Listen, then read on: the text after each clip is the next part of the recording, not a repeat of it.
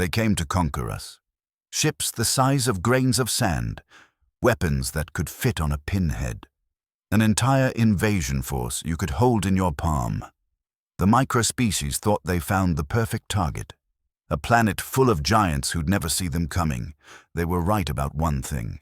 We didn't see them coming, but they were dead wrong about everything else. Within 6 months of their invasion, humans weren't fighting them. We were keeping them as pets, building them tiny houses, teaching them our languages. And the micros, they weren't conquering anymore. They were begging us to adopt them. I know what you're thinking. How does an alien invasion turn into the galaxy's weirdest adoption program? But the truth behind this will shock you. First, you'll discover how the micros nearly wiped out an entire human city without firing a single shot. Their strategy was brilliant. Their execution was flawless. And it would have worked if humans weren't so impossibly weird. Second, you'll learn about the moment everything changed. One human named David Chen did something so unexpected that the entire micro-command structure collapsed in confusion. What he did breaks every rule of interspecies warfare, and it started a trend that spread across Earth faster than any virus. Third, I'll reveal the shocking discovery scientists made when they finally studied the micros up close.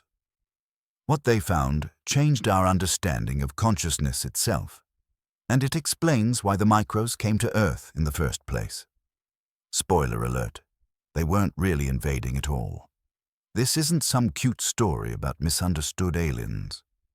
This is about the day humanity accidentally became the galaxy's most terrifying species.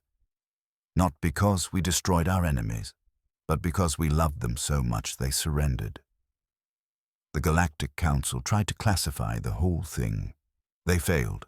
Word got out. Now everyone knows what humans can do, and half the galaxy is terrified while the other half is queuing up to visit. Let me show you exactly how this happened. The micros didn't have a name for themselves we could pronounce. Their language operated at frequencies only dogs could hear, so we called them micros. Simple, direct, very human. They stood 3 millimeters tall, about the size of an ant. Their ships? Smaller than grains of rice. Their entire civilization had evolved on a planet with gravity 20 times stronger than Earth's. They were dense, strong, and they'd conquered 47 worlds before they found us. Their strategy was always the same: land undetected, infiltrate infrastructure, cause cascading system failures, wait for the giants to collapse, then take over. It worked every time. Until Earth. First contact happened in Seattle. Nobody called it that at first. People thought it was a strange electrical problem. Computers crashed for no reason. Traffic lights went haywire. Hospital equipment failed during surgeries. Tech support couldn't find any viruses. Engineers couldn't locate any faults. The problem spread from building to building like an invisible plague. 3 people died in the first week. Medical equipment shutdowns, pure chaos. The micros thought they were winning. Then David Chen found one. David worked night maintenance at a downtown tech company. He was checking a server that kept randomly shutting down. No warnings, no error logs, just sudden complete failure every few hours. He pulled out the server unit, started examining circuits with a magnifying glass. Standard procedure, that's when he saw it. A tiny metallic object, moving, cutting through a circuit board with something that looked like a microscopic laser. David's first thought, cool bug. His second thought, that's not a bug. He grabbed a piece of tape, gently pressed it over the tiny thing, lifted it up to the light. The tiny thing was wearing armor. David did not call the military. He did not alert authorities. He did not sound any alarms. He took the tape home and put it under his kid's toy microscope. What he saw changed everything. A tiny humanoid figure, 3 millimeters tall, wearing technological armor, waving a weapon the size of a needlepoint, looking absolutely furious at being captured. David's response was the most human thing possible. He said, "Oh my God, you're adorable." The micro tried to blast through the tape. The weapon made a tiny scorch mark. David felt nothing. David took a picture, posted it online. Caption: "Found the world's angriest little spaceman in my server." The post went viral in 40 minutes. Now here's where things get really interesting. David wasn't alone. Turns out hundreds of people across Seattle had found micros in their electronics. They just didn't know what they were seeing. One woman found 3 of them in her laptop. She thought they were sophisticated microbots. She put them in a jar. A kid found one in his gaming console. He built it a tiny house out of Legos. A retired engineer found an entire micro squad trying to sabotage his pacemaker. He captured them with tweezers and put them in his old ant farm. Nobody was scared. Everyone was fascinated. Within 24 hours of David's post, the internet exploded with micro sightings. Forums emerged. Subreddits appeared. Discord servers organized. People compared notes on micro behavior like they were discussing a new species of beetle. The micros were experiencing something they'd never encountered before. Their prey was collecting them. Their invasion commander was a veteran named Zexthis. He'd conquered 17 worlds personally. He monitored the situation from the mothership and felt his tactical certainty crumble. The giants weren't mobilizing military forces. They were sharing tips on how to safely capture micros without hurting them. Someone posted a guide, how to humanely trap micros without damaging their armor. Someone else posted, best container options for your micro, a comprehensive review. Pet store stocks of tiny habitats sold out in 3 cities. This sent out orders. Avoid capture, remain hidden. Continue sabotage operations. The humans posted, micro-feeding guide, what do they eat? One biology student offered free micro-health checks. She used a scanning electron microscope. She discovered they had internal organs similar to insects, but brains proportionally larger than humans. She posted her findings publicly, with diagrams. The micros tried to fight back. They targeted power plants, water treatment facilities, emergency services, but humans had already figured out where they were hiding. People started checking their infrastructure with magnifying glasses. Finding micros, capturing them, putting them in tiny habitats with food and water. One micro was found sabotaging a hospital generator. The maintenance worker captured it carefully, gave it a tiny thimble of water. The micro drank it. It had been dehydrated for 18 hours. The maintenance worker posted, I think mine was sick, looking better now. 50 comments offered medical advice. Zexthis watched his invasion force get adopted at a rate of 40 soldiers per hour. He tried a new strategy. He sent his elite units, the ones with the most advanced weapons, the most ruthless warriors, the ones who'd leveled cities on other worlds. The elite units lasted 6 hours before capture. A tattoo artist found one, built it a tiny replica of a motorcycle. The micro climbed on it. The tattoo artist took a picture. It got 2 million likes. Zexthis realized something horrifying. Humans weren't treating this like an invasion. They were treating it like Pokemon Go, but with real aliens. He sent a transmission to the Galactic Council. Request immediate extraction. The target species is incompatible with conquest protocols. The council replied, explain. Zexthis sent them the internet posts, the forums, the care guides, the YouTube videos of humans building elaborate micro-habitats. The council went silent for 3 hours. Then they sent one message. You're on your own. We're not going near that planet. But if you think that's crazy, wait until you hear this. The micros started surrendering, not all at once, not in any organized way, but it started happening. First case was a micro named Kelvin. He'd been part of a sabotage unit targeting a university physics lab. He got separated from his squad, ran out of supplies. His suit's life support was failing. He had two choices: die alone in the walls, or reveal himself to the giants. He chose the giants. He climbed onto a desk, waved his arms. A graduate student named James noticed him. James's first words: "Holy crap, are you okay?" The micro collapsed. James didn't hesitate. He grabbed an eyedropper, gave the micro water, used a desk lamp for warmth, called a friend in biology. They stabilized Kelvin within an hour. James made a tiny recovery room out of a shoebox. Cotton bedding, a bottle cap of water, crumbs of bread. Kelvin woke up 12 hours later. He was warm, fed, safe. He tried to process what happened. The giants saved him. They didn't interrogate him, didn't torture him, didn't dissect him. They gave him a tiny pillow. Kelvin did something no micro-warrior had ever done. He used his suit's emergency beacon, not to call for rescue, to call other micros. He told them, "Surrender to the humans. They'll take care of you." 17 micros surrendered in the next 6 hours. Zexthis tried to stop it. He declared Kelvin a traitor, ordered all units to avoid human contact, threatened court-martial. The micros ignored him because something else was happening. The humans were treating them better than their own command structure did. Micro soldiers on conquest missions lived in harsh conditions, limited rations, brutal discipline, high casualties, glory but no comfort. The captured micros? They were living better than they ever had. One micro got adopted by a kid named Tommy. Tommy built him an entire apartment complex out of cardboard.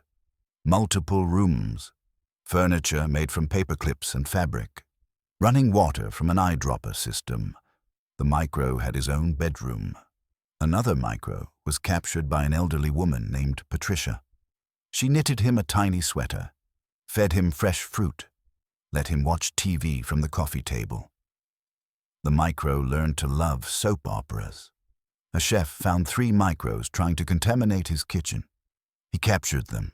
Then he started cooking them tiny gourmet meals, perfectly proportioned, beautifully presented.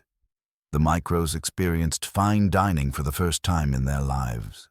Word spread through the micro ranks, faster than Zexthis could contain it. The humans weren't enemies. They were the jackpot. Scientists started studying the micros with their permission. Gentle examinations. No pain. Just curiosity and care.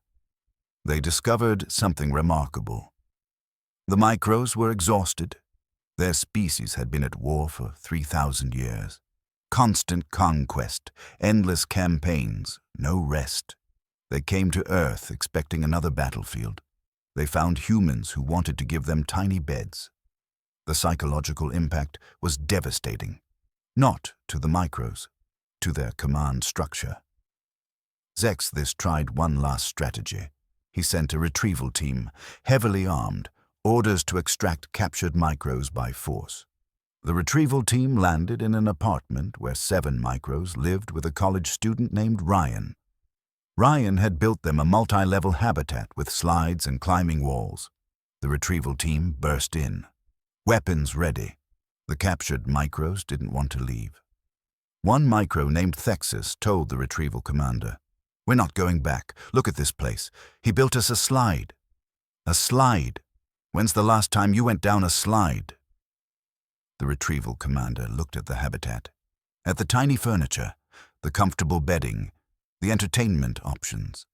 He looked at his own cramped military transport, his ration bars, his uncomfortable armor. He made a decision. He surrendered 2.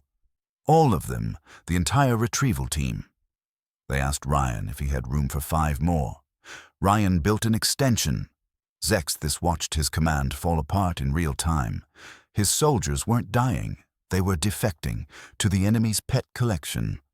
This brings us to the most shocking discovery of all. Dr. Sarah Bennett was a xenopsychologist. When the micro situation exploded, she was one of the first scientists allowed to study them properly. She started interviewing captured micros, with their consent, through microscopic speakers and translation software. What she discovered made her question everything we knew about the invasion. The Micros weren't conquerors by choice. They were refugees. Their home planet was dying, not slowly, fast, a stellar event they couldn't prevent or escape. Their sun was expanding ahead of schedule. They had maybe 50 years left. They needed a new home.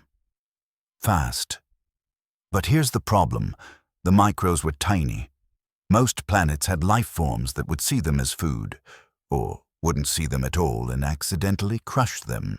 They needed a planet with infrastructure they could use, technology they could control, systems they could inhabit. They needed advanced civilizations, but advanced civilizations fought back. So they developed the conquest strategy. Sabotage first, invasion after collapse. It was brutal but necessary. Or so they thought. They'd conquered 47 worlds, displaced 47 species, caused billions of deaths, and every single micro soldier carried the weight of it. Kelvin told Dr. Bennett, "We're not proud of what we've done. We're just trying to survive. Wouldn't you do anything to save your species?" Dr. Bennett asked, "Why didn't you just ask for help?" Kelvin looked confused. Ask the giants to help the tiny invaders. Why would any species do that? Dr. Bennett said, "Because we're human, and apparently we're really weird." She brought Kelvin's story to the United Nations. Emergency session, every nation present. She explained everything: the dying planet, the desperate refugees, the calculated violence born from fear. She expected outrage, demands for justice, calls for prosecution. Instead, a representative from Japan said, "So they need a home." Dr. Bennett nodded. The representative from Canada said, "And they're currently living in shoe boxes in people's apartments." Dr. Bennett nodded again. The representative from Kenya said, "That's inefficient. We should build them proper cities." The room went silent. Then everyone started talking at once. Within 6 hours, the UN passed Resolution 7447. Earth would offer asylum to the entire micro-species, all 40 million of them, but there were conditions. No more sabotage, no more violence, complete transparency, and most importantly, integration. The Micros wouldn't live as conquerors or as pets, they'd live as citizens. Zexthis received the offer on his mothership. He read it 17 times. Checked for traps, found none. Earth was offering his entire species sanctuary. No revenge, no punishment, just one requirement: stop fighting and coexist. He called a vote among his people, every micro in the fleet, direct democracy. The vote was unanimous. Yes. Zexthis landed his mothership in Geneva. He walked out to meet human representatives. He was 3 millimeters tall, facing giants who could crush him without noticing. He said through translators, "We accept your terms. We're sorry for everything we've done. We don't deserve this mercy." The UN Secretary General knelt down, looked at Zexthis through a magnifying glass. Said, "Everyone deserves a chance to stop running and start living." Zexthis cried. Humans couldn't see it without magnification. But he cried. The Galactic Council monitored everything. They were horrified, not by the violence, by the mercy. A council member sent a message to Earth. "You do realize you just adopted 40 million former invaders?"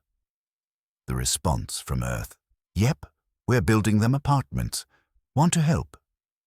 The council closed Earth's file, marked it, "Approach with extreme caution. Species displays irrational compassion, highly unpredictable, possibly dangerous in ways we don't understand."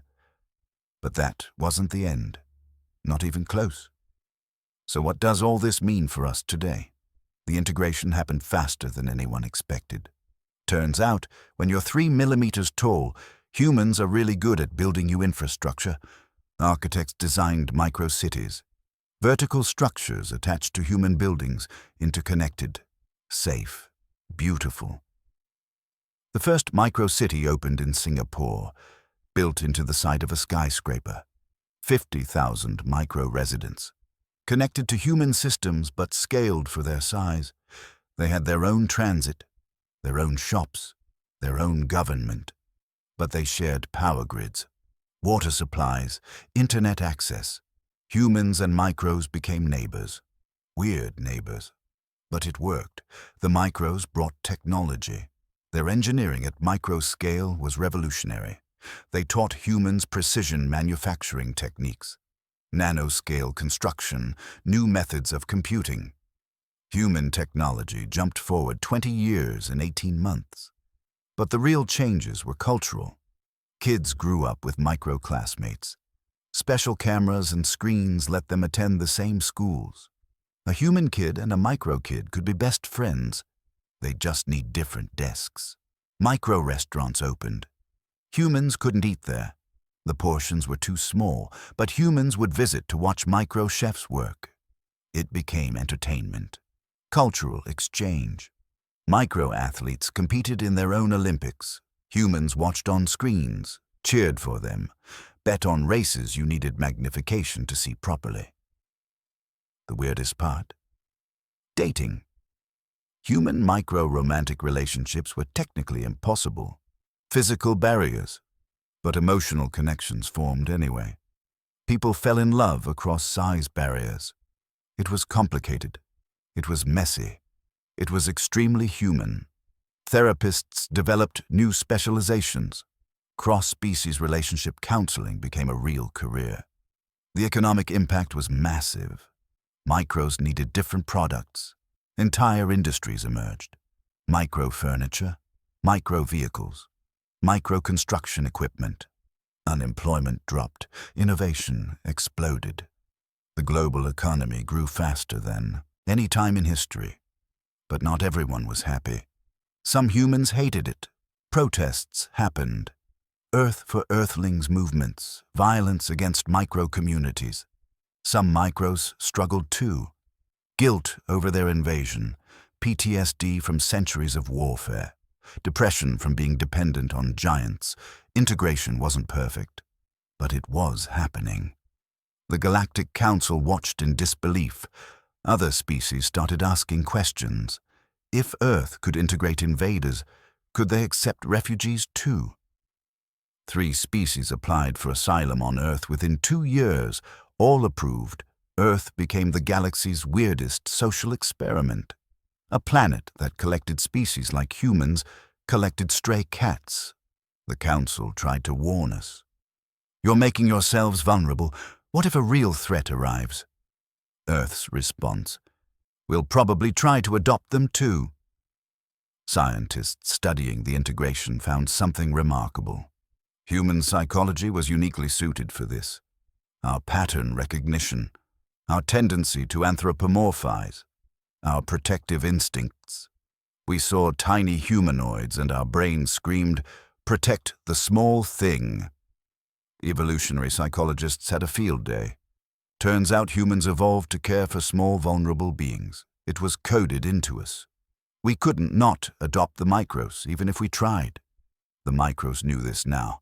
They'd chosen their refuge perfectly. Not because Earth was weak, but because Earth was the one planet that would see them as people instead of invaders. 20 years after first contact, micro-human integration was just normal. Kids learned about it in history class. Rolled their eyes at the old stories. The galaxy changed too. Earth became a model, proof that different species could coexist. The Council couldn't ignore us anymore. We got a seat at their table. Not through conquest, through compassion. Some Council members still didn't trust us. They watched Earth carefully, waited for the moment humans would reveal their true aggressive nature. They're still waiting. But here's what they don't understand. Humans are aggressive. We're violent. We're dangerous. We're just dangerous in a different way.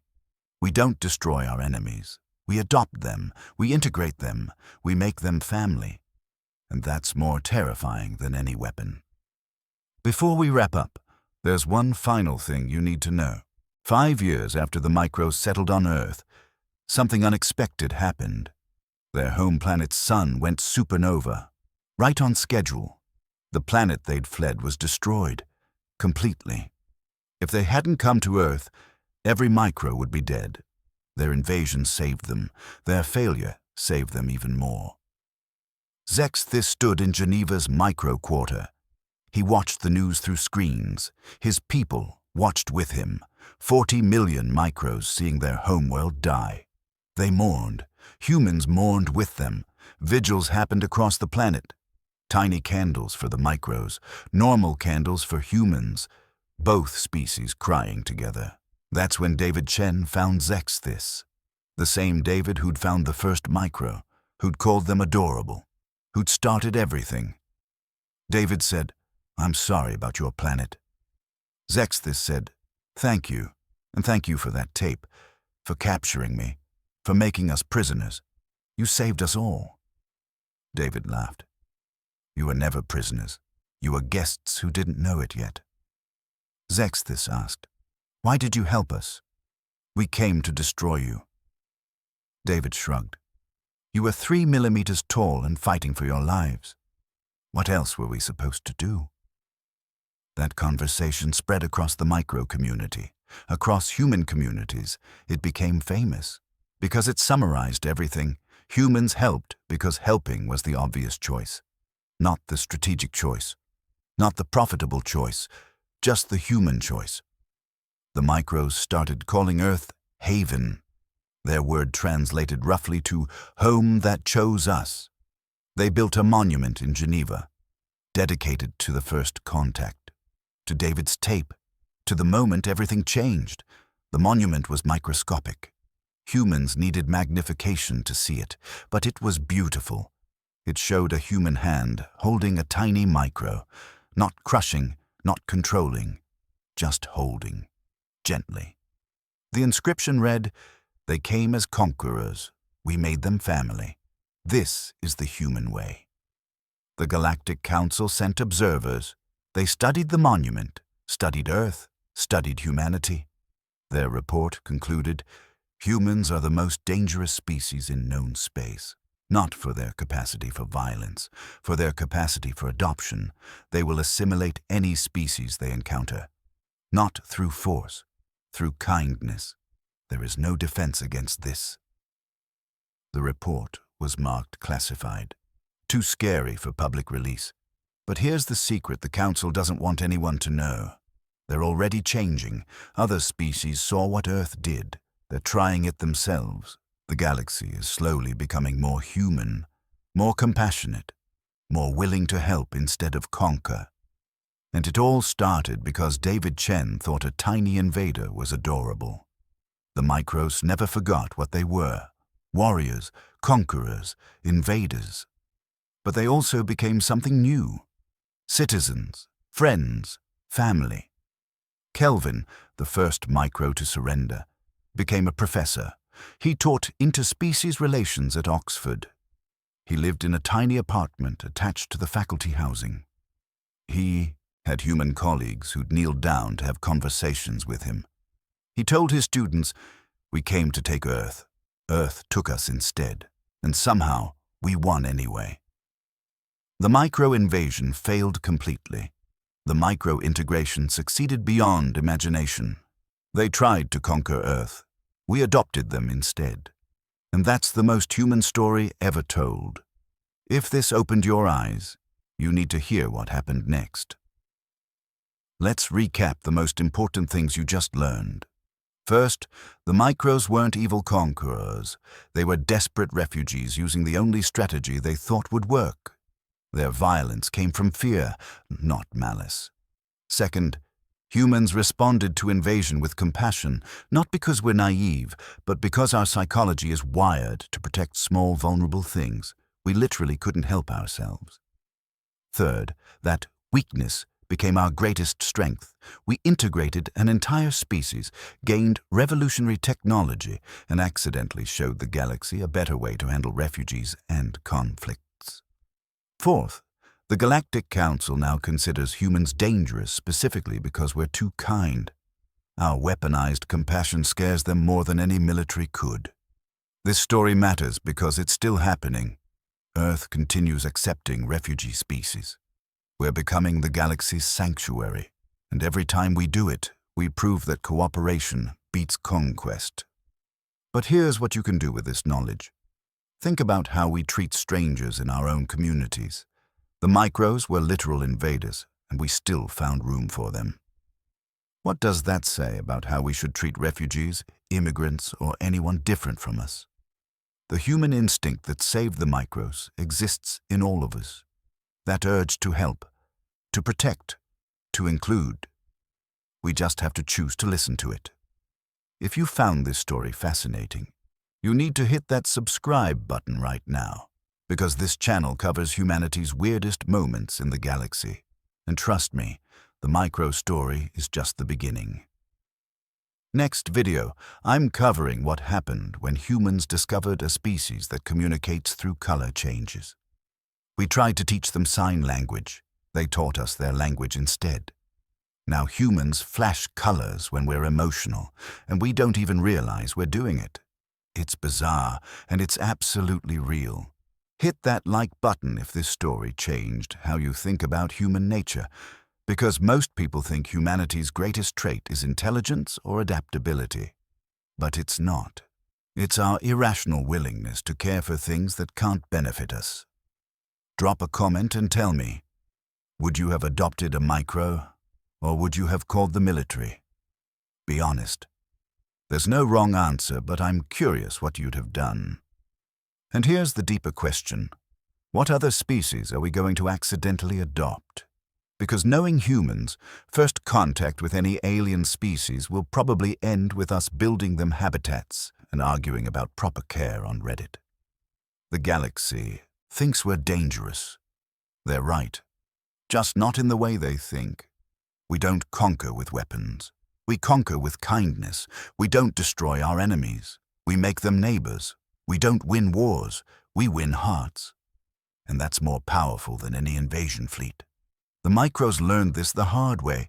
They came with battleships and left with apartments. They arrived as warriors and stayed as citizens. They attacked as enemies and surrendered as friends.